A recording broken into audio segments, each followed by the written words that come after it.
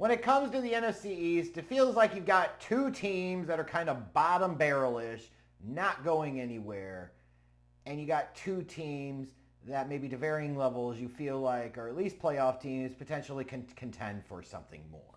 So let's take a look at this division and start off with the Washington Commanders. And oh boy, the Adam Peters and Dan Quinn have their work set out for them because the Commanders were in a really bad spot. Like, you look at the previous regime and you say their talent evaluation was terrible, the coaching was terrible. Like, how the fuck do you have Ron Rivera, Jack Del Rio, and your defense is like butt naked last in the league in so many statistical categories?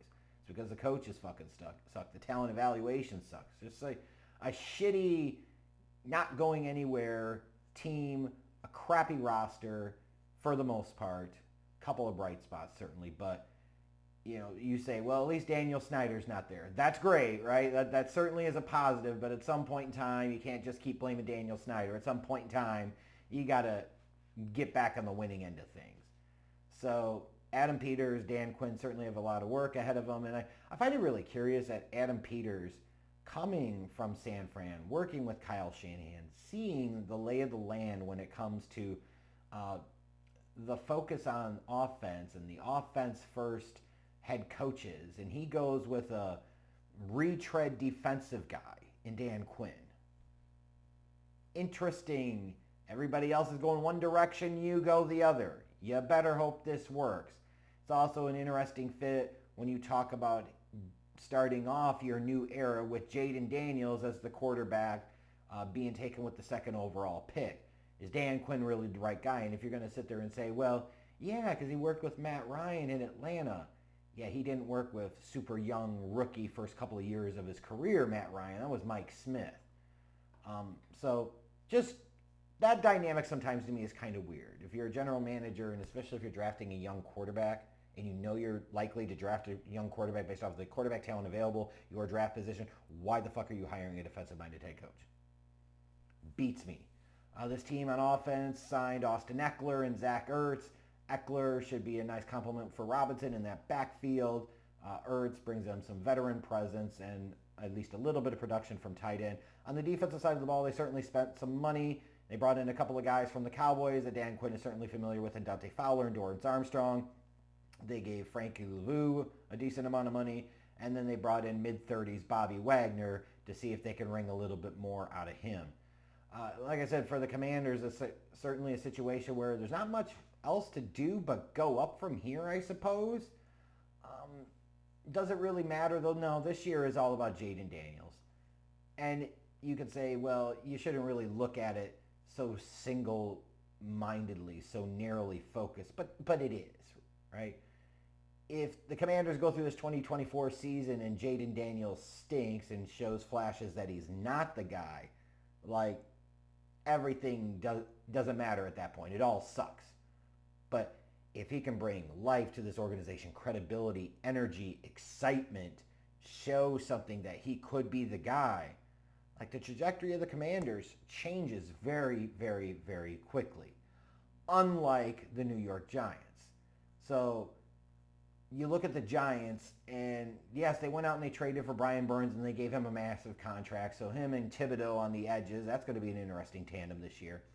They signed Devin Singletary to be the main guy in the backfield because Saquon Barkley left in free agency. So maybe one guy on that offense that opposing teams were worried about a little bit is gone, and they didn't replace him with a similar caliber player. Darren Waller retired. They drafted Malik Neighbors 6 overall. I'm a huge fan of Malik Neighbors at LSU. Really was high on him from a draft standpoint. However, it worries me that he goes into this situation and you see who his goddamn quarterback is. Just saying.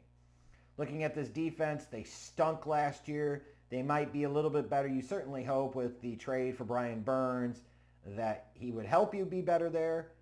But they were still really bad last year, so even if they get some improvement, they're still probably going to be a bad defense. And now offensively, you have no Saquon Barkley, and you've got Daniel Jones coming back, Danny Dimes. Like, what are you expecting exactly out of this offense? And this is one of these things where the Giants in that 2022 season kind of put themselves in a box They avoided looking at the bigger picture and they said, oh, we can't really move on from him. Maybe he figured out something. No, sometimes limited players are limited players and they remain limited players. Danny Dimes just does not have that type of upside and potential. He's not that type of guy.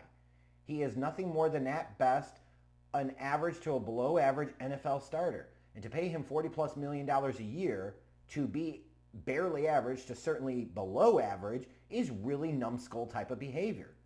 And then when you look at the Giants this year and you say, hey, you could have drafted a Michael Penix Jr., a J.J. McCarthy, a Bo Nix, where you were at with pick 6. Did you really have to sit there and stick with Daniel Jones for another year? Like, what point are you trying to prove, especially because it's not even your own damn quarterback? In a sense of, this guy was drafted by a previous failed regime. Why the fuck do you continue to hitch your wagon to him? It just makes no goddamn sense. So, I'm sorry. While I'm a fan of Dable, I'm not so much a fan of the Giants construction. I look at them and the Commanders this year as like 5, and if we're being generous, 6-win teams, and that's it. Because if we're being really honest about it, what real reason is there for excitement with either one of those teams? Now you look at the other 2 teams in the division and you say, you can find different ways or different reasons to potentially be excited about them. You look at the Dallas Cowboys, one big concern is there was a lot of turnover in the roster this offseason, right? Some of the players gone include Tyron Smith, Biadasz, or however the fuck you say his name, Dorrance Armstrong, Dante Fowler, Tony Pollard. You're bringing back Ezekiel Elliott. Is he going to eat one more time in Dallas? Dan Quinn's gone. He's taken the Commander's job. So a number of pieces gone. Still have some key pieces in place. But this is the Cowboys, and I would say the Eagles too, represent the importance of drafting well and having a talent pipeline that you can continue to replenish your stock. You continue to strengthen your roster and position yourself well for the future. You look at that offensive line, you're going to have multiple new starters. You know, it's just as you go through the different areas of that football team, it's about that next man up mentality, that next man up philosophy. And I've said all of that to say it really doesn't fucking matter. Because there should still be significant questions about Mike McCarthy, especially when this team gets to the playoffs and how bad he face plants. And then when you talk about face plants, of course, you've got to talk about Dak fucking Prescott. You know, I think it was Jerry Jones in a recent interview with Stephen A. Smith talking about, I don't know how we can field a competitive team and pay Dak Prescott that big money. Well, that tells you don't pay Dak Prescott the big money. The reason you're saying that, and you know you're saying that, is because Dak's not that level of fucking guy. And you don't want to tie $55-60 million a damn year to a guy that's not elite. He's not elite. He's not close to elite. He's barely above average. And at times he plays below average, especially in the big spots in the goddamn playoffs. So honestly, if Dak is ever going to show that he could be that level of star and he could be, and we're talking about Dak here, this is like, what, year 9 of his career now? Like, this dude's in his 30s. Like, how much more real upside is there? How much longer do you want to hitch yourself to this fucking wagon? You know, or do you try to sit there and say, hey, next year in the draft, we're going to go all in for a Shedeur Sanders or something like that? You know, like if Dak's ever going to show that he's that type of level of Cowboys quarterback, surpassing a Tony Romo and going beyond that perhaps, he's got to be the guy to carry this team this year. He's got to play at a damn MVP level. We know that's not happening. I still think they've got enough talent on this roster to be a double-digit win team, make the playoffs. But I'm surprised Mike McCarthy returned in 2024, frankly. I just don't see much hope for them going far in the postseason. And then you get to the Philadelphia Eagles. You know, they had some big departures too. They traded Hassan Reddick to the Jets. Jason Kelsey and Fletcher Cox both retired. And these were staples on the interior of the offensive and defensive line, respectively. Foundational pieces for the Eagles and what they've built in recent years under general manager Howie Roseman. Locker room leaders, like they were still playing at a pretty decent level. They'll be missed, right? You just don't replace guys of that type of caliber of talent, caliber of performance, caliber of character on your football team. But the Eagles tried their best in the offseason. They went and paid big money for Bryce Huff to line him up on the edge. They brought back C.J. Gardner-Johnson. They signed Devin White for their linebacking core, which is traditionally an area the Eagles haven't spent a ton of time focusing on. They acquired Jahan Dotson. They traded or signed Saquon Barkley, hoping that he would be a dynamic piece in that backfield.